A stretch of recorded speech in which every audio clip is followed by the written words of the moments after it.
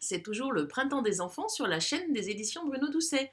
Bienvenue pour cette 4e Poésistoire. Tu te souviens? Poésistoire, ces poèmes qui t'emmènent en voyage, qui te racontent dans le creux de l'oreille des histoires. Alors aujourd'hui, nous partons, je vais te raconter l'histoire, la poésistoire de Yvon Lemaine et Simonet Massy, Les mains de ma mère. Tu es prêt? Installe-toi bien. C'est parti, on y va. Dans ce livre, Simonet et Yvon te parlent de leur enfance. Yvon habitait au bord de la mer. Il se souvient d'avoir couru sur les plages, d'avoir regardé au loin les phares clignoter. Il se souvient de comment il rêvait en regardant les oiseaux, comment il cherchait à les apprivoiser, et aussi comment il jetait des bouteilles à la mer avec des messages à l'intérieur. Écoute.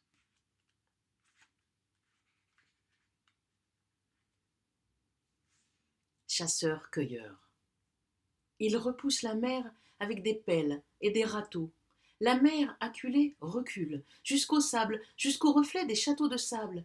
Et il creuse dans les flaques de ciel où se terrent les coques et les palourdes. Le premier qui trouve réveille le rêve de l'autre de trouver.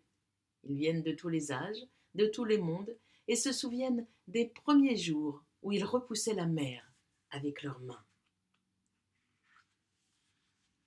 Et cet oiseau, le pique-et-pêche.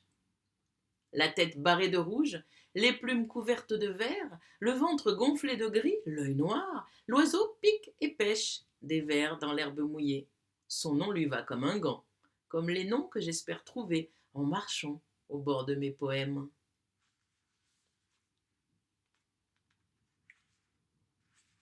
La chapelle.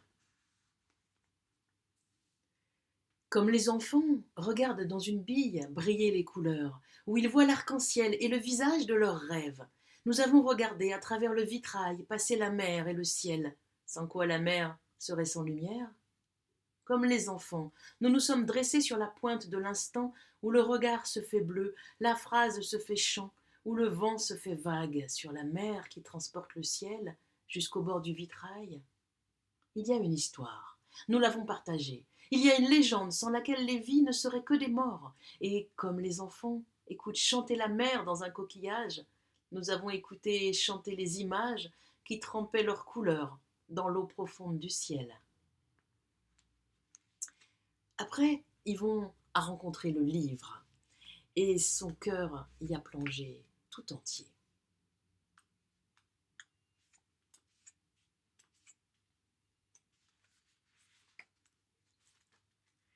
Aujourd'hui, dans ce poème-là, dans la suite, il nous parle de sa bibliothèque.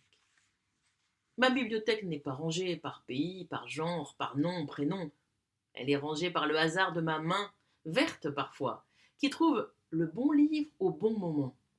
Un peu de neige quand il en manque devant mes yeux, et qui traverse la longue nuit d'un roman russe, beaucoup de silence quand il en faut, après tant de mots gaspillés, ici et là, et que mes oreilles refusent.